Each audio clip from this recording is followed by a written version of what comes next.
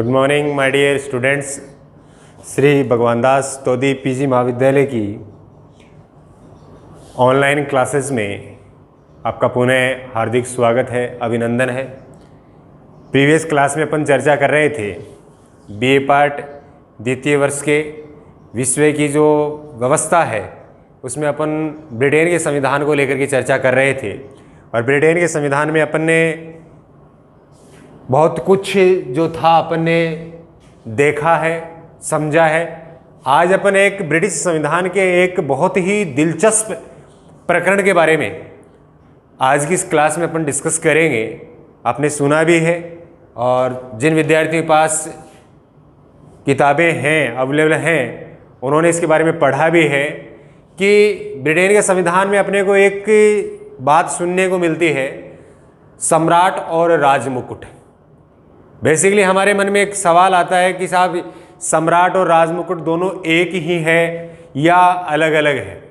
और विश्वविद्यालय के एग्जाम में इससे लेकर के एक सवाल भी बनता है कि सम्राट और राजमुकुट में अंतर स्पष्ट कीजिए। तो ये सम्राट और जब अपन राजमुकुट की चर्चा करते हैं तो इसमें जो बेसिकली जो अंतर है ये कब से प्रारंभ हुआ? क्या प्रारंभ से ही ब्रिटिश संविधान के अंदर, जब से ब्रिटिश संविधान का विकास क्रम जब अपन पढ़ते हैं, वहां जब अपन राजतंत्र की जो व्यवस्था देखते हैं, वहां से ही ये अंतर प्रारंभ हो गया था या इसके बाद सम्राट और राजमुकुट में ये अंतर हमें देखने को मिला था? तो आज की इस क्लास में अपन जो प्रकरण शुरू करने जा रहे हैं वो आप अपनी नोटबुक में हेडिंग डाल लीजिए उसकी, सम्राट व राज मुकुट।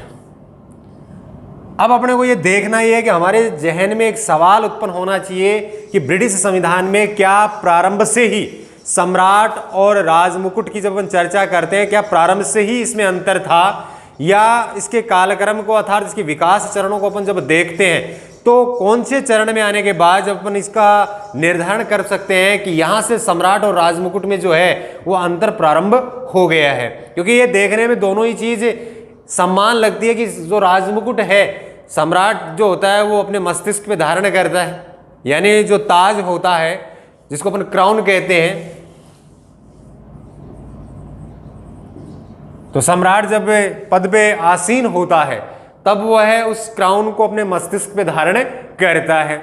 तो प्रारंभ की समय में अपन इसी चीज को देखते आए हैं, लेकिन यहां जो ये बेसिकली आज की इस क्लास में अपन दोनों में अंतर करने का जो प्रयास करेंगे वहां अपन देखेंगे कि ये अंतर कब से प्रारंभ हुआ। क्योंकि आज जब अपन वर्तमान की चर्चा करते हैं तो ब्रिटिश संविधान में वर्तमान के अंदर जो राजमुकुट और सम्राट है ये दोनों अलग अलग है। इनका अध्ययन जब अपन सिलेबस में भी करते हैं तो अलग अलग करते हैं कि सम्राट जो है एक व्यक्ति पद के रूप में अपन देखते हैं, उसको व्यक्तिगत रूप से देखते हैं।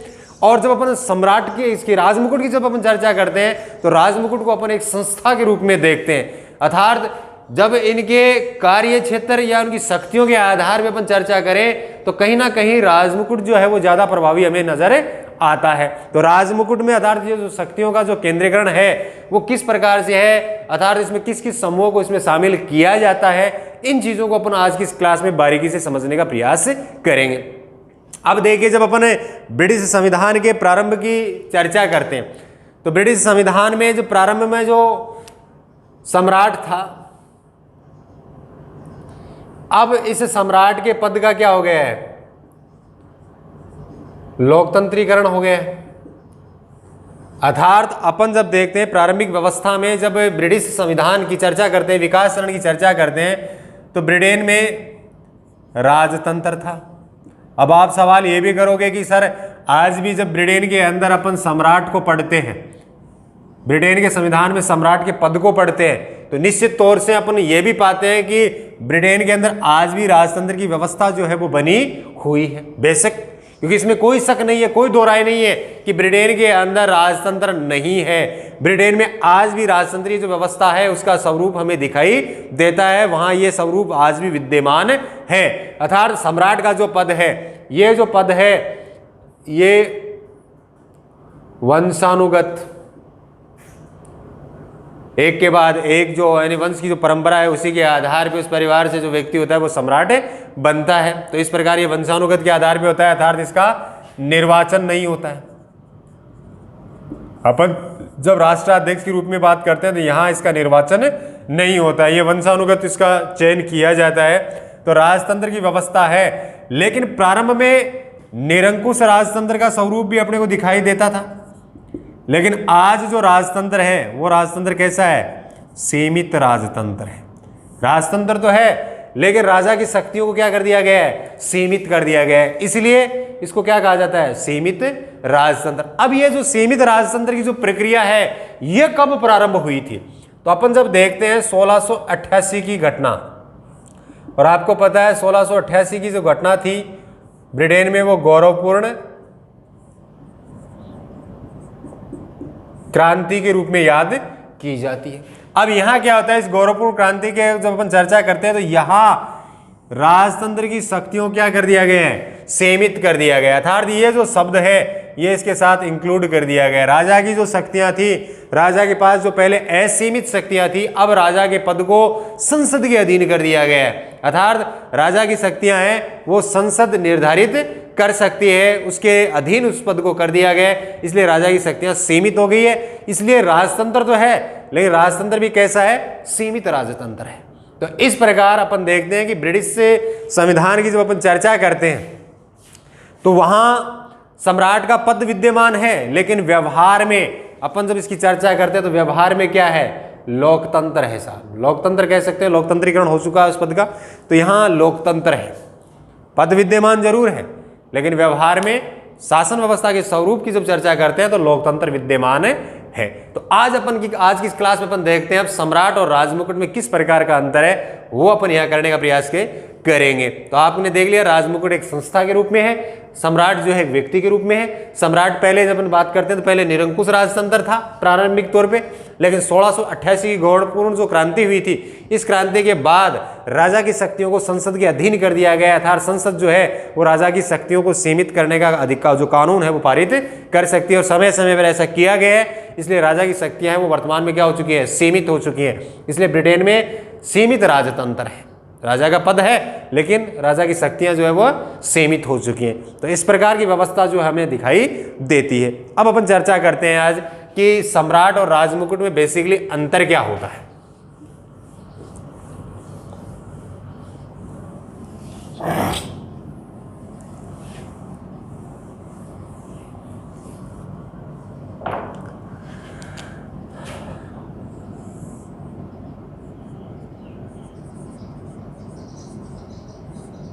अपन अंतर करने का प्रयास करेंगे। एक तरफ अपन लिखते हैं सम्राट,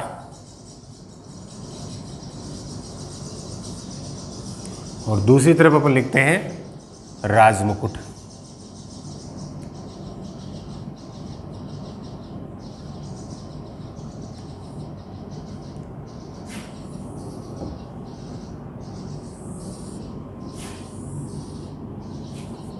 अब देखिए कि जब अपन इनका अंतर करते हैं तो अंतर किस आधार पे अपन इसका अंतर करेंगे। तो यहां मैंने बताया था कि सम्राट की जब अपन चर्चा करते हैं, सम्राट एक व्यक्ति होता है।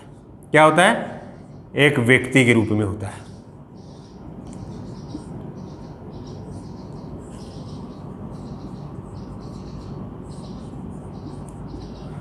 और जब अपन राजमुकुट की चर्चा करते हैं तो राजमुकुट एक संस्था है।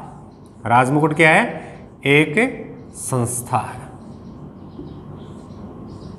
अब इस प्रकार से इसका पहला अंतर किया जाता है कि राजमुकुट एक व्यक्ति है, राजा एक व्यक्ति है और राजमुकुट एक संस्था है।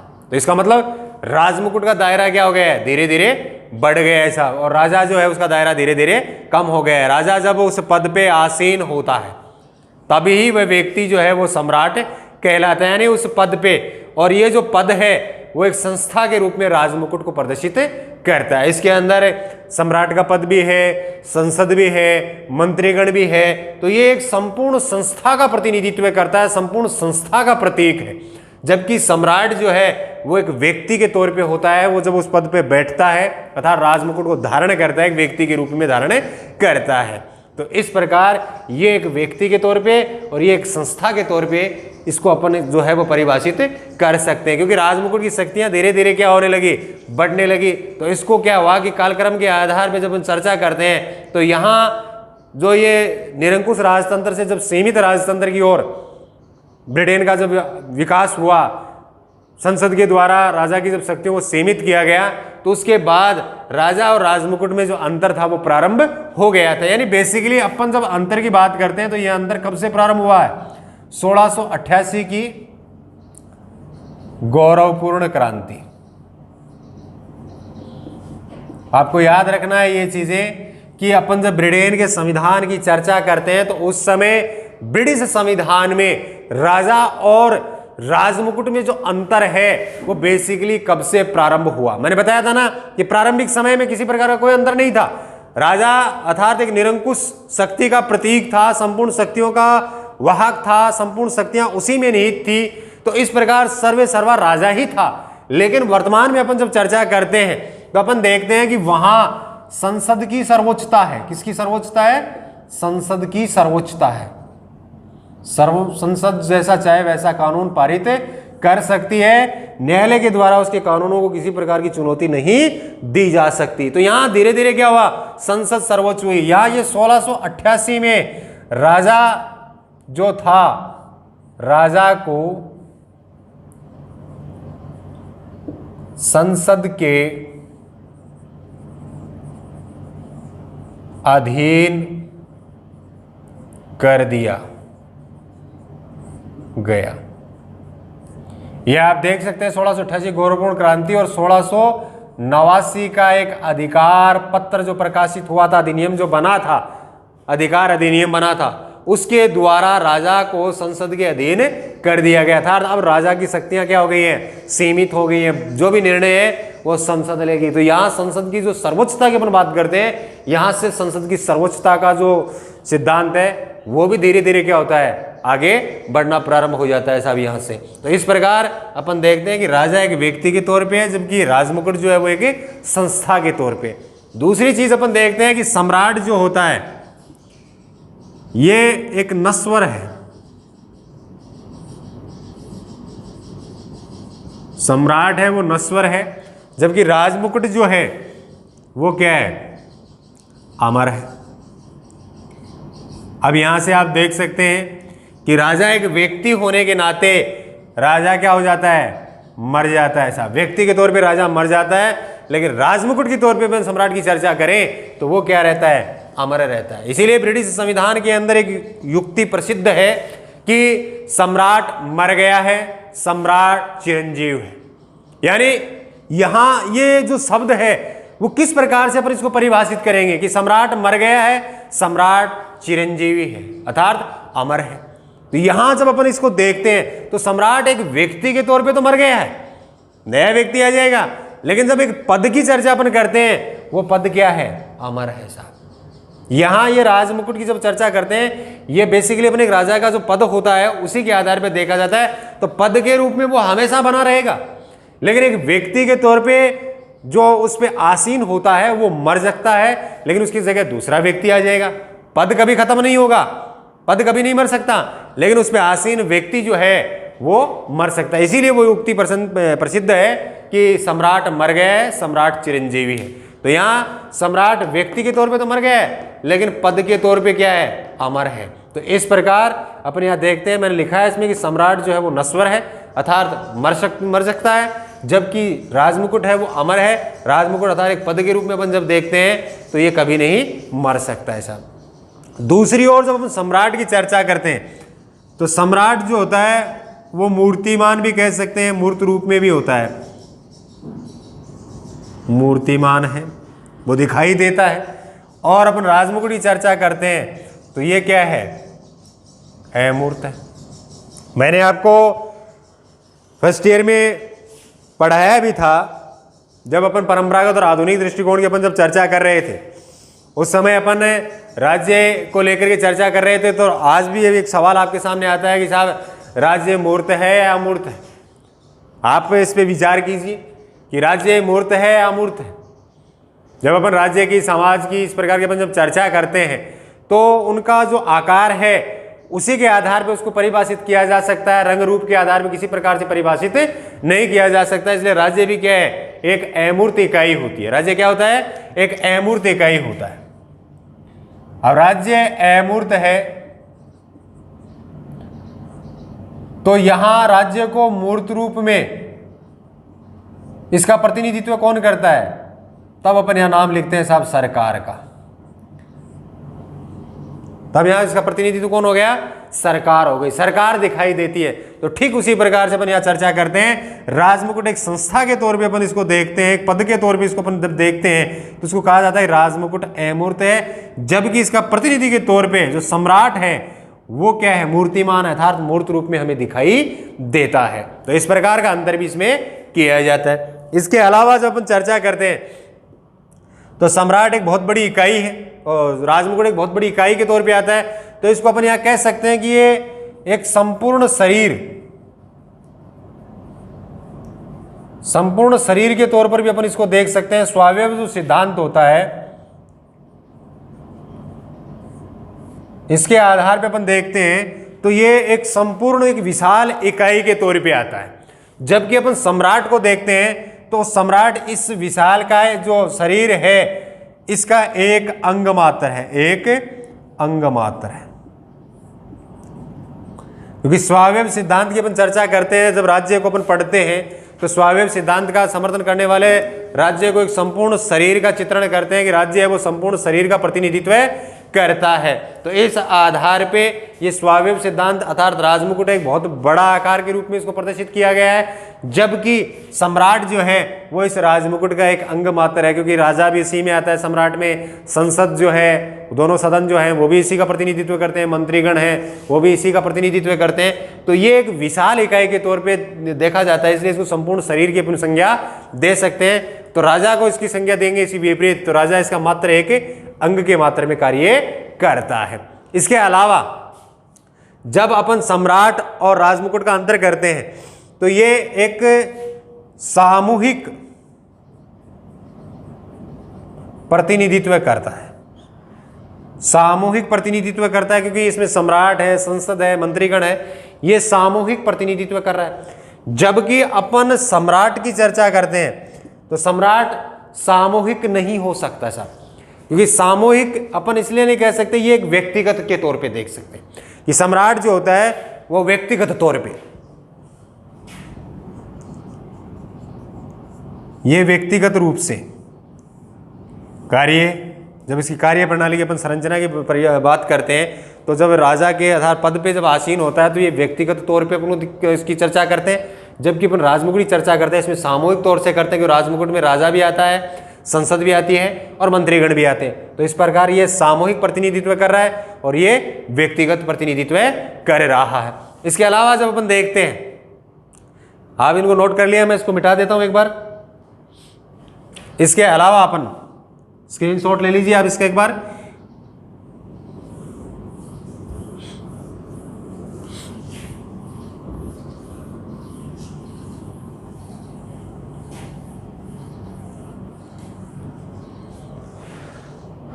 तो इसके अलावा अपन जब चर्चा करते हैं सम्राट की, तो सम्राट जो है इसकी जो नेक्स्ट जो भी शक्ति थी 6-7 नंबर जो भी था वो आप लगा लेना अपने नोटबुक में। तो अपन यहाँ इसकी नेक्स्ट जो चर्चा करते हैं शक्ति को लेकर के, तो यहाँ पहले अपन राजमुकुट को देखते हैं। तो राजमुकुट जो है वो विशाल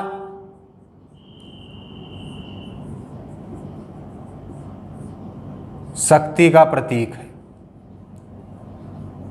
यानी कि संपूर्ण जो शक्ति जो अपन बात करते हैं वो वह संपूर्ण शक्ति अपने को राजमुकुट में दिखाई देती है। संविधान की एक उसको कह सकते हैं कि एक आधारशिला के रूप में अपन इसको देख सकते हैं। जबकि सम्राट की चर्चा करते हैं तो सम्राट तो महज उन शक्तियों का क्या है, प्रयोग करता है साहब, वो तो शक्तियों को नाम मात्र के रूप में प्रयोग करता है। बेसिकली व्यवहार में वो उसका प्रयोग करता भी नहीं है, व्यवहार में वह उन शक्तियों का प्रयोग करता भी नहीं है, क्योंकि व्यवहार में उन शक्तियों का प्रयोग जो है वो प्रधानमंत्री के नेतृत्व में मंत्रिपरिषद के द्वारा ही किया जाता था। इसको एक प्रयोगकर्ता के रूप में देखा जा सकता है, शक्ति के प्रयोगकर्ता के रूप में, जबकि ये विशाल शक्ति के प्रतीक के रूप में देखा जाता है। तो इस प्रकार का अंतर जो है वो अपन यहाँ पे कर सकते हैं। इसके अलावा राजमुकुट की अपन जब चर्चा करते हैं तो यहाँ एक चीज निकल करके और आती है कि राजमुकुट की शक्तियां, क्योंकि सम्राट के संदर्भ में एक चीज भी आती है कि सम्राट जो है वो राजमुकुट की शक्तियों का जब प्रयोग करता है, राजमुकुट को जब धारण करता है,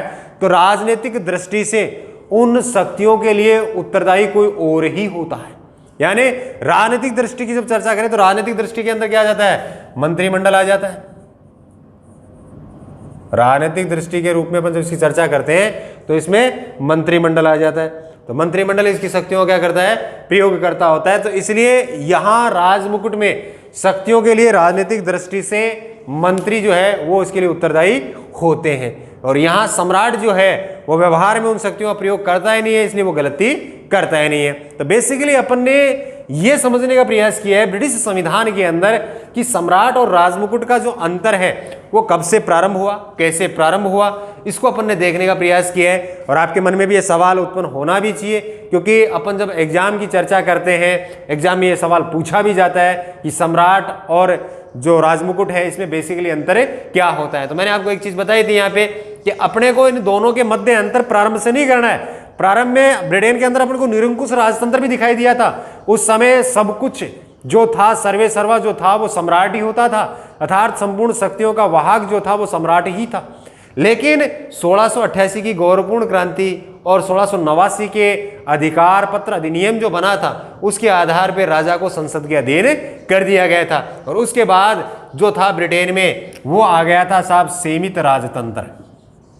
और यहां जो सीमित राजतंत्र जो प्रारंभ हुआ था उसी के साथ सम्राट और राजमुकुट में अंतर प्रारंभ हो गया था। तो इस प्रकार आप इस चीज को देख सकते हैं साहब। तो आज की इस क्लास में अपन ने सम्राट और राजमुकुट में जो अंतर था उसको समझने का प्रयास किया। मैं उम्मीद करता हूं आज की इस क्लास में आपने इसको अच्छी तरीके से, इनके अंदर जो अंतर अपन कर सकते हैं उसको अपन ने अच्छी तरीके से समझने का प्रयास किया। आप भी बहुत अच्छी तरीके से इस चीज़ को समझे भी हैं। आप अपने पास जो भी आपकी बुक्स है उसमें भी आप इसको पढ़ने का प्रयास करें, और अपनी सेल्फ स्टडी के माध्यम से आप अपने नोट्स भी तैयार करें। जब भी आपको अवसर मिले आप एक बार मेरे पास वो लेकर के भी आना, मेरे को दिखाना भी कि सर हमने ये मेहनत की, हमने ये बनाए हैं, उसमें अपन और क्या सुधार कर सकते हैं वो भी हम प्रयास करेंगे। तो आज की क्लास में इतना ही, मिलते हैं अपन अगली क्लास में, तब तक के लिए धन्यवाद।